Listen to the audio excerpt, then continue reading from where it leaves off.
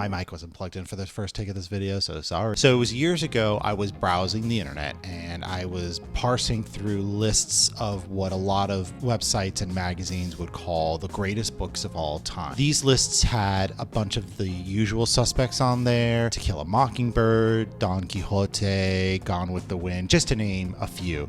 But there was one title that I added to my to be read pile because I had never heard of it up until that point. That would be this book, Ulysses by James Joyce. Every time I kept circling around to reading it, I did a little bit of research and I discovered that this wasn't a traditional novel by any stretch of the imagination. This wasn't going to be a book that I could do in a week or two. This was a book that has a lofty reputation for being one of the most difficult books to read of all time. There are people who absolutely love this book to the point where there's a holiday called Bloomsday people flock to Dublin for and dress up like the characters in the book, and they revisit the spots with which the book takes place in. Some people call it the equivalent of a literary Mount Everest, which, oh my God, if that doesn't scare you, then I admire your gusto. Honestly though, if somebody had a gun to my head and said, pick one, climb Mount Everest or read Ulysses, it's Ulysses all the way. I would immediately die on Mount Everest. Oh, hey, let's check up on me in the past.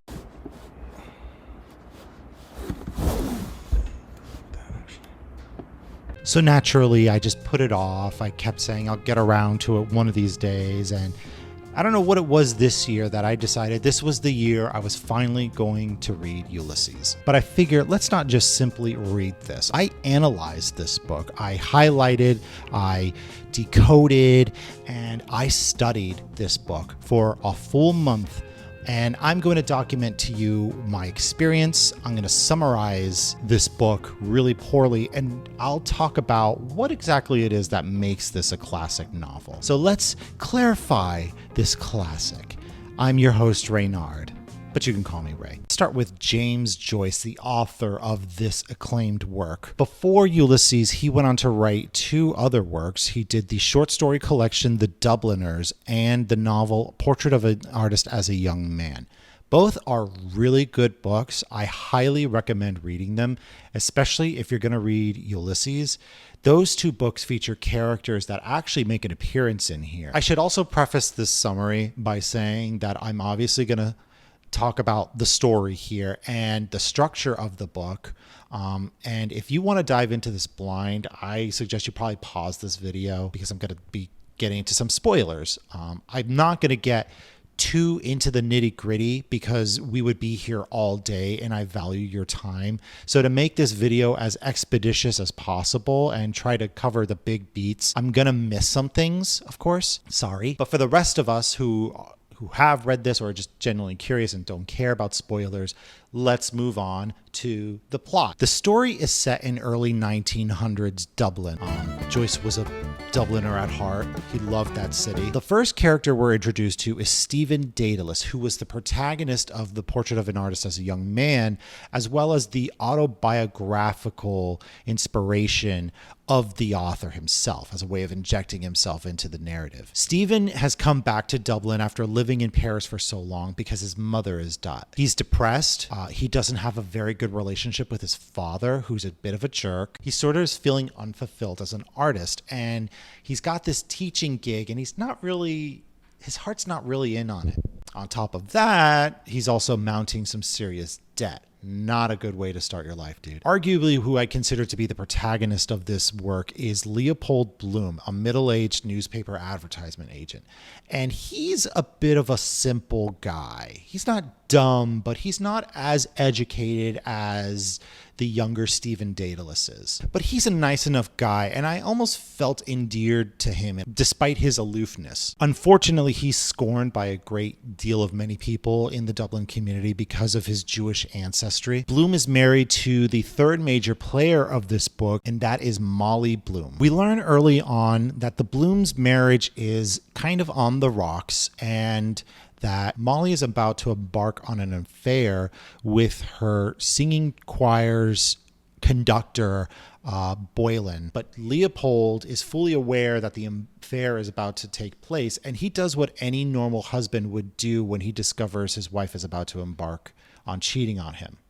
And that is avoid her as much as humanly possible throughout the day. With all that in mind, that's the backbone of this book. But really, I would say that the thing that makes this book so unique is its structure and the way it presents this story. Joyce loved the Odyssey. Who doesn't, right? And so what he did with Ulysses was that he's made an inversion of the Odyssey tale with this book. So in Homer's Odyssey, it detailed the exploits and the trials and tribulations of Odysseus, a war hero from the Trojan War, who's making a years-long journey just to get home to his faithful wife. Conversely, in Ulysses, we have a man who is trying not to go home as much as possible because his wife is unfaithful. Perhaps the biggest inversion and thematic borrowing of the Odyssey, but there's plenty of others throughout this book, and we'll touch on those later. But just keep that in your noggin. Don't forget it. If you forget it, I swear to God. We start the story with Stephen, and he's, of course, starting off the day, his typical fashion, depressed, sad. Just like in the Odyssey, Stephen is this Telemachus character, or with Shakespeare, he's Hamlet. He's this son who doesn't have a father figure, and he's kind of feeling I need somebody, some parental guidance of sorts. Fast forward later on, he goes to his work, his teaching gig, and the headmaster gives him his pay for that semester or what have you. And the headmaster kind of is like, your heart's not really into this. And Steven's like, yeah, whatever, dude, and just kind of does his own thing. So these events serve as the first two chapters or episodes. I'll kind of go back and forth between those, so forgive me. They were not bad, actually. It was my day off that day, and I had a pretty good momentum reading these. They were a lot like how I expected it to start off with. I've been familiar with Joyce's writing style, so that wasn't difficult for me to pierce this book. And I felt pretty good about that. I was like, okay, I'm making some progress here. Yeah, there's a lot of historical and mythological and religious allusions in there, but ultimately I felt like I had a pretty decent running start to this whole thing. Okay, so I just woke up. It's 9 o'clock on day 2. Yesterday, I did get to 2 chapters, which is about that much. And already I've got annotations. I've got underlines and such. And I'm going to try and barrel through the other chapters, and I will keep you all posted with how far I get. Look at this face, dear viewer. This is the face of somebody who's about to be completely, totally, utterly and justifiably wrong. Chapter 3 of Ulysses is the book taking off its figurative gloves and going ham on your mind. It's the first paradigm shift of many that's to come in this book. It's like going out on a date. You are getting along just fine. You go back to the other person's house and they have, I don't know, hypothetically speaking, a collection of Fox merchandise. And that's completely normal. You're just kind of disarmed. You're like, oh, I just wasn't expecting that. That's interesting, Why are you staring at me? Chapter 3 switches from the third person's perspective that we've been used to, switches it to the first person stream of consciousness of Stephen's mind. Stephen's a pretty smart guy, and trying to read his thoughts and the shifting patterns that are the human mind, I was completely and utterly lost. This chapter took the momentum out of everything. The wind of my sails stopped blowing and I was stranded at sea. But luckily, there was help in the form of the ulyssesguide.com. I cannot stress how helpful this website was. You could tell the website's author really loves Joyce and his works, and Ulysses, of course. And he has these episode guides that breaks down everything that the action that's occurring, a brief little synopsis of where in the Odyssey that Joyce is sort of adapting from. Doesn't answer everything, but it was fantastic. And if you're trying to read this book for the first time and you really need some guidance, I'm going to put a link in the description below. I cannot thank the website owner's guide in helping me to pierce this epic. Let's talk about the structure of this book a little bit more. Joyce had a cheat sheet called the schema. It's like a spreadsheet, essentially, is what it is. And he has each chapter listed. He has which mythological character that's kind of the basis of these episodes, a certain theme he's going for, who's the protagonist, and later on, there's also perhaps a body part or a piece of human anatomy or a feature that is also subtly referenced in the book.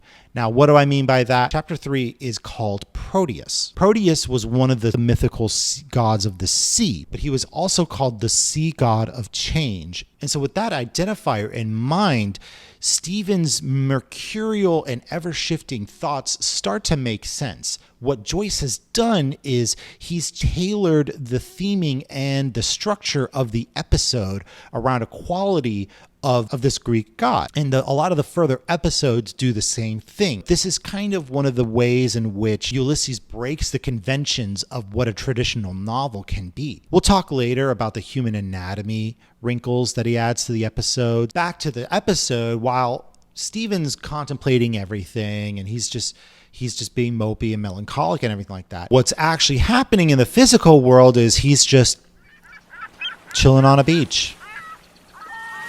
He writes a line of poetry and he pees in the ocean. I drew this stupid cartoon of those POV TikToks where somebody's urinating and somebody chastises them. The little things we do to make things memorable, right? Chapter 4, we finally get to Leopold Bloom. This is where we see the cracks of his marriage. Bloom makes breakfast. He makes Molly some breakfast and he gets the mail and he brings Molly a letter that's addressed to her from Boylan, the conductor of her troupe. Her behavior is very telling to Leopold. She's like very secretive about the letter. She's like all of a sudden very excited. And she mentions that Boylan's coming around 4 o'clock to discuss something about a performance later on. And Leopold deduces that, that's when you guys are going to get it on while I'm gone. Perfect. So I'm going to make myself scarce. He doesn't say that. He just thinks it. He hasn't confronted Molly about this. Later on, we discover that Molly knows that he knows. This is where we finally get the ball rolling on the book. The book suggests that the source of their discontents years ago, the Blooms' second child, a son, died days after being born. Not wanting to happening again, they haven't really had intercourse with each other. I don't think I need to talk about how awful it is for a family to lose a child. Leopold Bloom feels unfulfilled because he wants a son. Another thing about this chapter before we move on is this was another first-person stream of consciousness kind of chapter. Actually, it was a little bit of both. It was third person and then it kind of shifted to the first person. And there's a lot of that. With this chapter, it felt better to read. As I mentioned before, Bloom isn't the brightest bulb in the drawer. He doesn't have nearly as much of the education as Stephen does. He kind of talks in simpler terms and he's observant about things, but in a different slight way. This is a fantastic display of changing in voice. I automatically assume by reading the text, I know I'm in Leopold's mind. It's the tremendous flex of Joyce of how wonderful of a writer he was for his time. It was easier to digest for me and I felt like I got my stride back. I'm in the mood. I'm into this. I got this. All right, let's go. What's next? And then the book takes a huge turd on me. And by that, I mean Leopold Bloom decides to do a number 2 in an outhouse. And that was a prelude of the things to come. I wish I were making that up. Lucky for Bloom, he actually has errands he's got to run throughout the day. But before we move on, there's a little bit of tea that we discover in the next episode. See, Bloom isn't exactly a saint, but he's not cheating on his wife either. He not only has a secret P.O. box at the post office under a different name, he's also got a secret admirer. Cheeky Bloom. 2 wrongs don't make a right. He's never met this woman. He doesn't intend on meeting her. He's obviously excited by the flirtatiousness that's going around. They're both going back and forth. It's getting a little hot. So in the Hades episode of the book, Bloom actually has a funeral to go to. And so he's riding a carriage during the funeral procession with some friends of his And I use that in air quotes because this chapter is the first example of the anti-Semitism that Bloom experiences. It's really horrible, and I really felt bad for Bloom. Some of the men even talk behind Bloom's back, and they know that Molly cheats on him, which just makes it worse. Poor guy. Riding in the carriage is also Stephen Daedalus's father, Simon Daedalus. In fact, even smaller world, on the carriage ride, they just pass a wandering Stephen going through Dublin. Bloom and Stephen nearly meet each other. Their meeting up is sort of like this big climactic moment within the book, but we don't get that yet. You're gonna have to be patient. Funeral takes place. It's a sordid, sad. It's how funerals are. And he decides he's going to get some work done at the newspaper office. The next episode, Aeolus, set at the newspaper office. This is where the book starts to, the book had already been playing around with the structure before, but this is where the book starts to get a little playful with the narrative. There are these interesting headlines that interrupt the text, modeled like those newspaper headlines. They announce when somebody's arrival is imminent or when an action is about to take place. This takes place in a newspaper office, so it's also very fitting that these weird interruptions start occurring. But this is the novel's way of testing the boundaries to see what it could get away with, almost like a topic that a loved one wants to broach. Let's say hypothetically somebody, let's say me, just as a hypothetical situation, I wanted an extra bookcase, maybe for some extra books, or primarily for, my growing collection of Fox memorabilia, because I really need that. I need to showcase my adoration for foxes. I just really like foxes. There's nothing wrong with that. There's nothing wrong with that at all. It's just who I am as a person. Don't shame me because I like foxes. I just do, okay? There's nothing wrong with that. I don't have a problem. Stop pestering me about it. The next few episodes from here, Bloom goes back and forth between trying to close a deal on an ad. He's just constantly getting the runaround. He's trying to get an okay from the boss, and the boss is dodging him, or just fate seems to not get their paths straightened away. To sort of assuage his sexual frustration, he goes to the library and stares at some anatomically correct statues of goddesses. Nice. All while he's sort of narrowly dodging, he keeps sort of having these close encounters with almost running into Boylan, the guy who's about to sleep with his wife. Stephen is back into the narrative, and at that same library, he's kind of roped in having a discussion with a bunch of intellectuals. And the chapter that he's a part of is this intellectual exploration on Shakespeare. And it's one of the most fascinating reads. Very hard, very difficult, because we're back with Stephen. I've kind of grown numb to the edge that Stephen's intellect has brought to this book. So I was kind of used to that at that point. Still, I soldiered on, and at this point, I felt like I definitely had a firmer grip on this book. I had this pattern where I would read a large portion or finish the episode. I would go to my phone. I would read the episode guide on the Ulysses Guide website just to make sure I didn't miss anything, if I misunderstood something, or if I just wanted to settle this sort of question I had in my mind. Hooray for momentum. Reaching episode 10 felt like an achievement. I had made a serious dent in this book. I had it figured out. I had 8 chapters to go. I was feeling good. And as typical fashion with this book, James Joyce wheels in a wooden horse. And what's inside is pandemonium and suffering and napalm. Episode 10 of the book was this sort of midway point. This was the book throwing out any conventions that it had. Because in this chapter, we have an omniscient narrator known as the Arranger, whose quirky voice kind of pops up in various spots throughout the rest of the book. And there is this sort of vignette approach where we see a glimpse of different people's lives within a certain amount of time, all throughout Dublin. Some of the characters are in there, like Stephen and Bloom.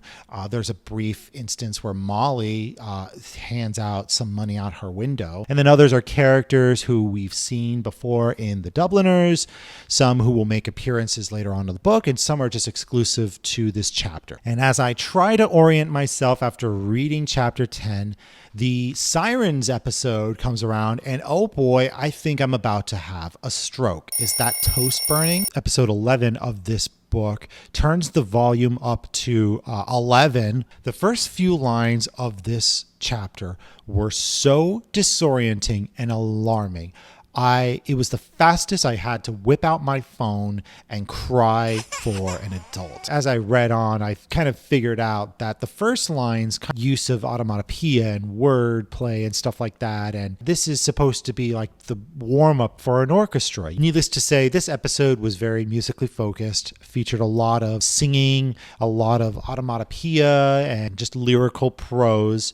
And there's barmaids hitting on people. Bloom, still trying to close that ad deal, has dinner. Long, bizarre, musical chapter ends when Bloom does an automatopoeia fart at the end of this. I feel like the pooping and the farting is kind of targeting me, and I'm feeling a little hurt right now. Mentally exhausted from the Sirens, we find ourselves in another pub for the Cyclops episode. Boy, Dublin sure does have a lot of pubs, huh? This chapter, we've shifted to yet another narrator, a nameless narrator, who is joined by a likewise nameless citizen. This chapter featured a lot of over-the-top and excessive descriptions for things, but it's also a fascinating look at the Dublin culture back in the day. The men always tend to like flex their wealth by buying rounds for people in the bar, and then as a way of contributing, other people would join in. But what ended up happening is you get this sort of drunkenly downward spiral tit for tat. Bloom enters the pub and he doesn't want to join in the festivities. He knows the game and he's just trying to close this ad deal he's still trying to make from earlier in the day. By this point, it's dinner time or past dinner time, and he still doesn't have this ad deal. Then what makes it worse is the citizen, narrator's friend at the bar, gets mad at Bloom for not buying rounds for everybody, then devolves into this drunken, anti-Semitic slurring of speech and throwing obscenities. Not cool, my guy. We go off the beaten path back to the beach in the Nausicaa episode. This episode starts off written in the prose of a cheesy early romance novel, really over the top, romanticizations, girls falling in love, we'd love to see it. It starts off in the perspective of these three girls, and they're just kind of chilling out on the beach, minding their business. Sitting a few paces away from the girls is Bloom after his bar fight. He's just chilling, relaxing on the beach, watching the girls, with his hand in his pocket, admiring the view. You make me sick! Do I need to say more? Do you understand what I'm getting at here? And then the over-the-top romantic writing finishes with literal fireworks in the distance, and Bloom finishing what he's doing in his pocket. Ready for my salad? What's going on at the beach? Why is everybody relieving themselves there? And it's that reference that the book got into some hot water over here in the States back in the day. When the book was being serialized, this section was problematic for the reference of masturbation, to the point where it was part of a lengthy United States lawsuit, which led it to be censored over here. This edition of the book is the Gabler edition. It's one of the ones that fixed the text in the subsequent years after its publication. It's also the edition that a lot of scholars in academia use to study the work. If you're going to buy any edition of the book today, you shouldn't be worried about getting an incomplete or incorrect copy. I think the book is pretty much correct. I could be wrong. If I am, I'm sure you'll let me know. Regardless of the risque acts going on here, this chapter felt refreshing, being back in Bloom's mind in the last section of the chapter. It felt like coming back to familiar territory in a way. The chapter, The Oxen and of the Sun, was one of the most impressive chapters. It may have been my favorite, but only for the execution of the thing. So Bloom has learned that he has an acquaintance, a woman, who has been at a maternity hospital trying to give birth for 3 days. So he decides he's going to pay this friend a visit to, be supportive and also to avoid going home. We go back to Joyce's schema for this book. And for this chapter, he put embryonic development as a sort of body part or human anatomy, on top of being the chapter where Bloom and Stephen finally meet, there's this interesting theme of development. One of those ways is the Anglo-Saxon language and literary movements throughout the years is emulated. And so you have this evolution from the earliest days of the English language up into Joyce's time. The English language is this sort of fetus that's been forming in the womb of Britain for all these years. There's also 40 paragraphs here, and any foil hat wearers doing math will quickly understand that there's 40 months with which a woman is with child. I didn't really get a lot of the English references on my first go around, but like I said before, it's here that Bloom finally meets Stephen. Hooray, they've met. Stephen has just about spent all his money that he just got from the headmaster of the school. He's still down in the dumps. Oh yeah, and he's blasted drunk. So these gentlemen are in this waiting room. They're drinking in the maternity hospital, and they have the bright idea of going to the red light district of Dublin. Now we get to the Circe episode of this book. Things are gonna get a little crazy. Foxy! Does this do anything for you? I thought the bar was already high for this book. The Circe episode just shattered it. When the Ulysses guide said that this episode has the same amount of pages as the first 8 episodes of this book combined, I thought I was going to cry. Reading this section might have been the most confused I think I've ever been reading a book in my life. The odyssey of Bloom running after Stephen to the red light district presents itself with not only hookers and policemen, but there's also these crazy, fantastical dream elements that don't exactly happen in real life, but they all are sort of like this mental, analytical, bizarre fantasies that occur in Bloom's mind. Let's just say the revelation that Bloom had to use a plasterer's bucket in a last-ditch effort to emergency evacuate his bowels was not the weirdest thing to have read in this chapter. What is with the poop stuff in this book? In these fantasies, Bloom undergoes a variety of transformations, much like Odysseus's men in the Odyssey when they land on Circe's island.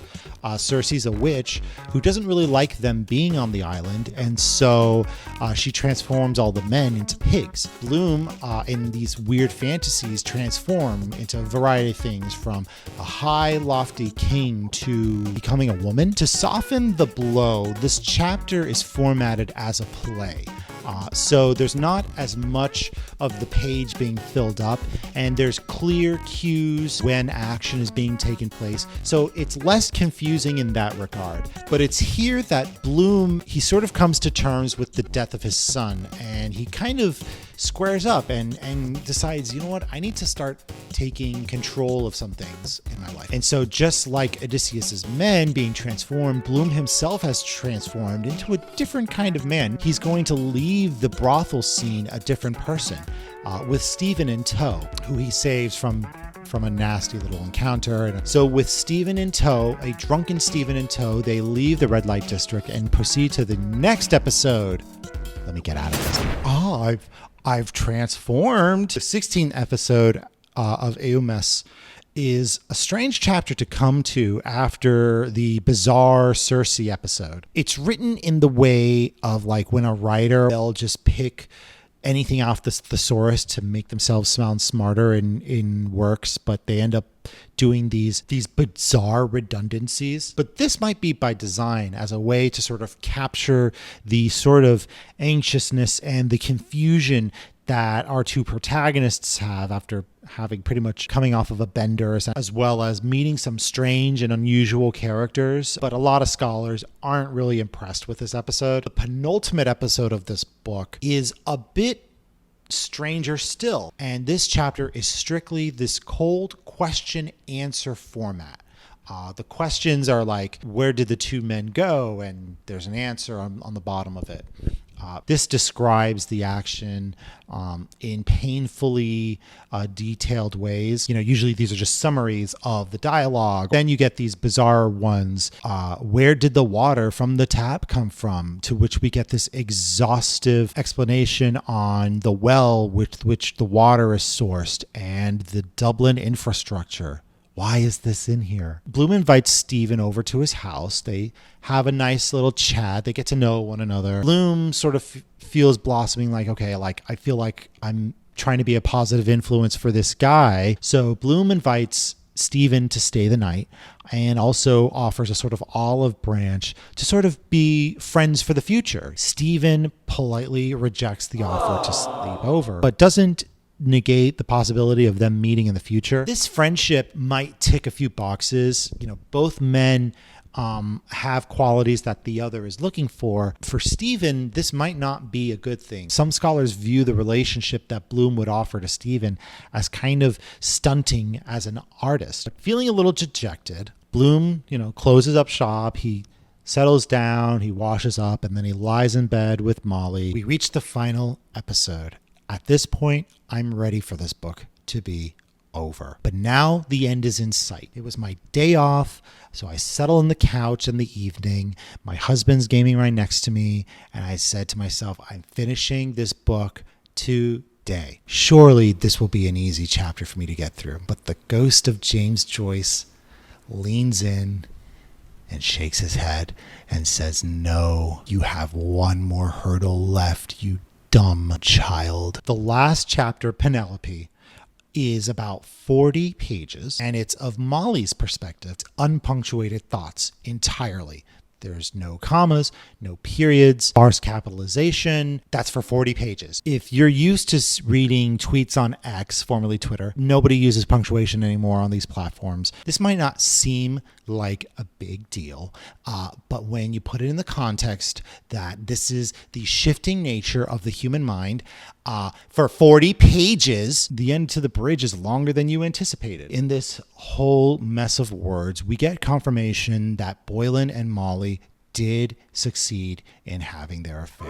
Ooh. I was kind of hoping that there was going to be a sort of change of heart at the last minute, but it doesn't seem like that's the case. Not only that, but we get confirmation that she seems to have had multiple affairs, but through a series of abstract thoughts, she arrives back to her marriage with Bloom and sort of remembers him and at times throughout the chapter, she's sort of praising him. So she sort of decides in a weird way that yes, she still does love Leopold in a way, that she will continue her marriage, and that yes is the last word to sort of confirm this. Yes is the last word of this whole book, and it's the most important word. But with the final words read, I closed this book and I threw it down on the ground, hands up in the air, and I finished it. A month of laboring, of studying, of reading, of trying to get my wits about me. I finally finished Ulysses, and I can say that I actually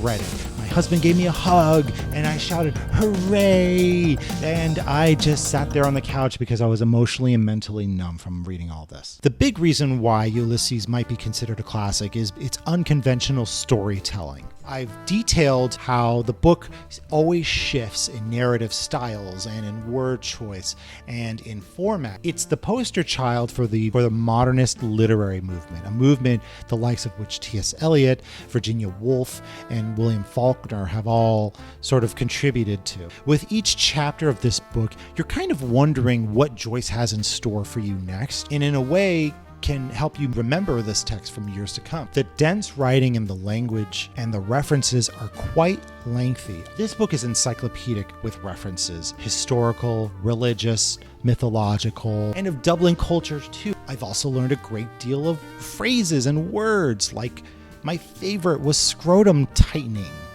to describe the sea. Bullock befriending bard. That was an unusual one. That one, listen, they're not all winners. Because of all these references and its length and its depth, this is a book that begs to be reread again.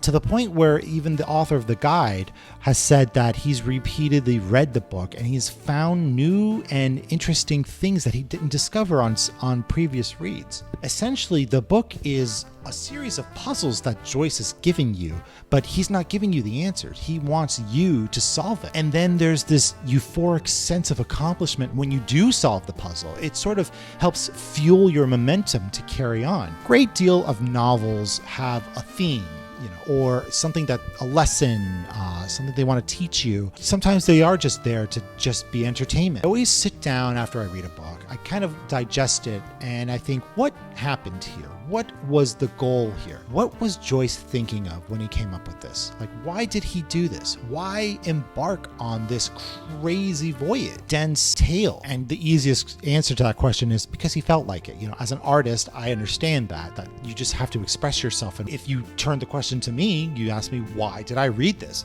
Because I felt like it, because I wanted to. With relation to the characters, nobody's really changed at all. I mean, maybe Bloom might be a little different. Maybe him and Molly's marriage might survive. I hope that goes well for them. Maybe Steven has inspiration that he's lacking as an artist. But I feel like there is something that the book is telling us. It feels epic. It feels like a journey, but really, we didn't really go outside of Dublin. We went to the beach, but we stuck in the city primarily. To say that nothing happened, Joyce himself might not believe that, because some things did happen. A series of events did happen. And maybe the book is trying to tell us our ordinary lives are these epics. We weave these epic stories every day we live. It tells us that that life is full of extraordinary things, even if it doesn't feel exciting. Waking up, making coffee, and trying to figure out our place in life are the equivalents of charting through a large, vast sea, or navigating through sirens, or to fell a cyclops. I mean, I know going to work every day doesn't feel exciting. It's all about perspective, right? I would dare say that this is one of the most human stories I think I've read in a long time. I think for all those reasons are why Ulysses is so highly regarded in the literary space. I don't know if I'll reread this book anytime soon or at all. I'm never going to say never, but I feel like a different person, and I'm happy that I did read it. I wouldn't recommend Ulysses to just anybody, and I'm not trying to sound elitist here, because this is a book that if you're the type that likes clear resolutions, you want your information straight away, you don't want to dive in and sort of analyze every little bit, this book's probably not going to be for you. If you want to tackle a multi-headed literary hydra, if you want to chart an ever-shifting narrative sea, or if you're just plain old curious to read it, would I recommend Ulysses to you? And to that, I say yes, yes, absolutely yes.